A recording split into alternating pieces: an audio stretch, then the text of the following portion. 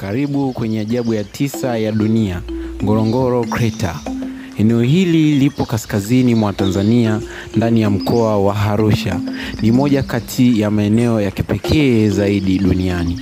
Ngorongoro ni shimo kubwa lililoundwa zaidi ya milioni 2 za miaka iliyopita baada ya mlima wa volkano kulipuka na kujikunja ndani ya eneo hili. Limekuwa makazi ya maelfu ya wanyama pori wanaoishi kwa amani ndani ya duara hili la asili. Hapa ndipo unaweza kuona Big Five wote kwa wakati mmoja: simba, tembo, nyati, kifaru na chui. Ni kama paradiso ya wanyama ndani ya Tanzania yetu pendwa.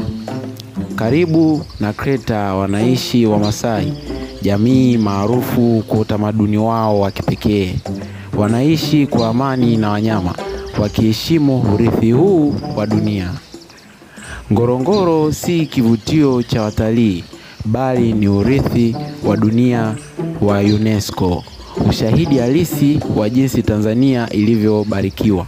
Kwa macho yako utaona uzuri, kwa moyo wako utahisi amani. Hii ndiyo Ngorongoro, kipande cha mbingu kilichogusa ardhi ya Afrika.